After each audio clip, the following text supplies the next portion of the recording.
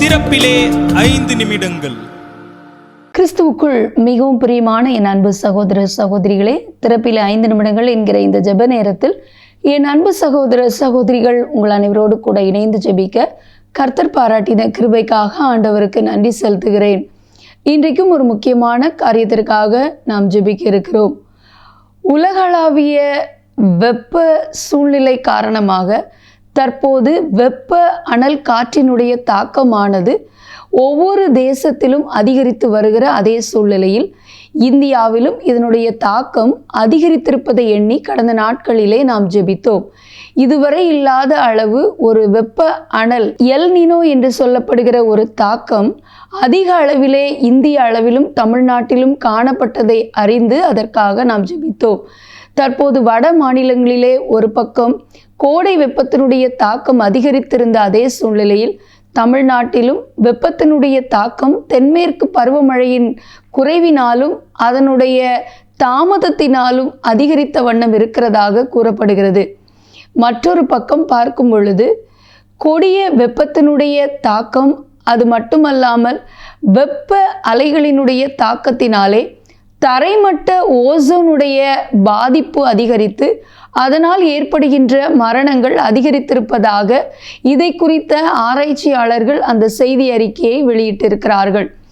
2024ஆம் ஆண்டு மட்டும் 830 பேர் இதனால் மரணம் அடைந்திருக்கிறார்கள் என்றும் 2023ஆம் ஆண்டிலே இந்த கொடிய வெப்ப அலையின் தாக்கத்தினாலே இப்படிப்பட்ட தாக்கத்தினாலே மாத்திரம் 2,34,000 பேர் பாதிக்கப்பட்டிருக்கிறார்கள் என்று கூறப்படுகிறது.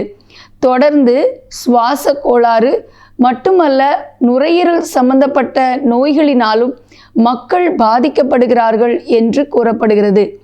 இந்த தரைமட்ட ஓசோனுடைய பாதிப்பினாலே மாசு அதிகரித்து ஏற்கனவே கோடை காலங்களில் எப்பொழுதும் இல்லாத அளவுக்கு இந்த மாசு ஓரளவு கட்டுப்பாட்டு நிலையில் இருக்கும். ஆனால் தற்போது இந்த தரைமட்ட ஓசோன் பாதிக்கப்பட்டிருக்கிறது நிமித்தமாக இந்த மாசுபாடு அதிகரித்து, அதாவது தொழிற்சாலைகள் இன்னமும் வாகனங்களிலிருந்து வெளியேறும் நைட்ரஜன் ஆக்சைடு போன்ற அந்த புகையினாலே அந்த வாயுக்களினாலே உண்டாகிற மாசு அதிகரித்து இந்த தரைமட்ட ஓசோன் பாதிப்பை அடைந்திருக்கிறதாக கூறப்படுகிறது. இது தொடர்ந்து அதிகரிக்கும் பொழுது இந்தியாவிலே இப்படிப்பட்ட மாசுபாட்டினாலே உண்டாகிற மரணங்கள் தொடர்ந்து அதிகரிக்கும் என்று ஆராய்ச்சியாளர்கள் கூறியிருக்கிறார்கள். இதை குறித்த விசேஷித்த ஒரு அறிக்கையை நேச்சர் இதழ் என்று சொல்லப்படுகிற அந்த குழுமத்தை சேர்ந்த கிளீன் ஏர் என்று சொல்லப்படுகிற அந்த பத்திரிகையிலே அதிகமாக கூறப்பட்டிருக்கிறது.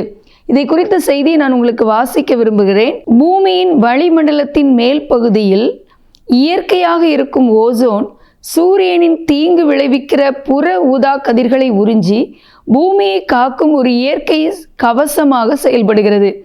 ஆனால் நாம் வாழும் தரைமட்டத்தில் இருக்கும் ஓசோன் ஒரு ஆபத்தான காற்று மாசு காரணி ஆகும்.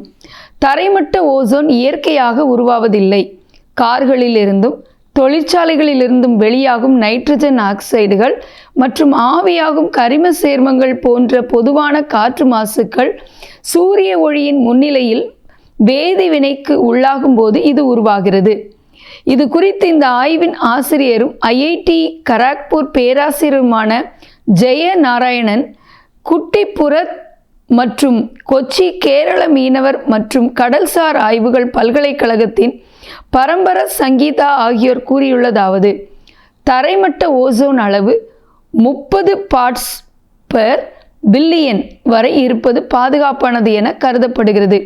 ஆனால் இந்தியாவின் பெரும்பாலான பகுதிகளில், குறிப்பாக வடமேற்கு இந்தியா மற்றும் கங்கை சமவெளிகளில் இதன் இயல்பான அளவே 50 முதல் 55 ppb ஆக உள்ளது.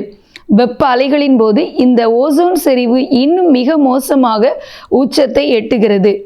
தரைமட்ட ஓசோனை சுவாசிப்பது நுரையீரல் மற்றும் இதயத்தை நேரடியாக பாதிக்கிறது.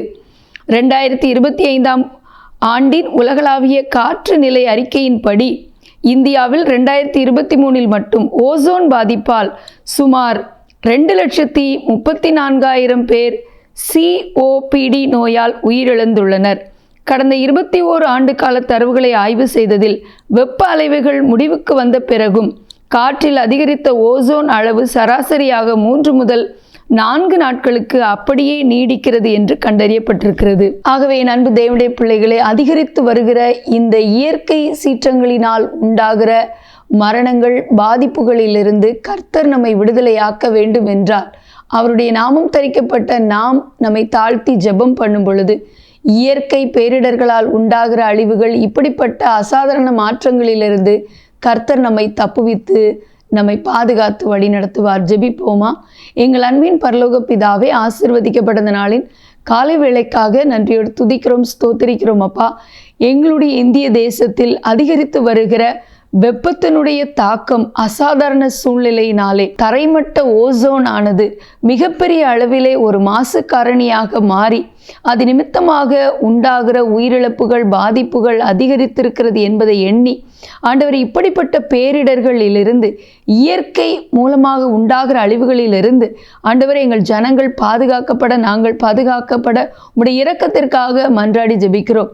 உம்முடைய நாமம் தரிக்கப்பட்ட நாங்கள் எங்களை தாழ்த்தி ஜெபம் பண்ணும் பொழுது தேசத்துக்கு சேமத்தை கொடுப்பேன்னு சொல்லியிருக்கீங்க. அந்த வார்த்தையை நம்பி ஜெபிக்கிறோம். நீங்கள் சொல்ல ஆகும், நீங்கள் கட்டளையிட நிற்கும். இயற்கையெல்லாம் உம்முடைய வார்த்தைக்கு கீழ்ப்படுகிறது என்பதை விசுவாசிக்கிறோம். எங்களுடைய தமிழகத்திலும் இந்தியா முழுவதிலும் அதிகரித்து வருகிற கோடை வெப்பத்தினுடைய தாக்கம் குறைக்கப்பட்டு நல்ல தென்மேற்கு பருவமழையை கொடுத்து ஆண்டவரே, தேவையான பகுதிகளுக்கு ஆசீர்வாதமான மழையை கொடுத்து எங்களை ஆசீர்வதிக்க நாங்கள் மன்றாடி ஜெபிக்கிறோம். எங்களோடு ஜெபத்தில் இணைந்திருக்கிற அன்பு சகோதர ஒவ்வொருவரையும் ஆசீர்வதிங்க. தேசத்தின் பாவங்கள், இரத்தம் சிந்துதல்கள் மன்னிக்கப்பட, நல்ல இயற்கையினால் உண்டாகிற ஆசீர்வாதங்கள், ஏற்ற காலத்தில் ஏற்ற மழை, நல்ல தட்ப வெப்பநிலை உண்டாக ஜெபிக்கிறோம். இயேசுவின் நாமத்தில் பிதாவே, ஆமேன். தொடர்ந்து ஜெபியுங்கள். கர்த்தர் தாமே உங்களை ஆசீர்வதிப்பாராக. ஆமேன்.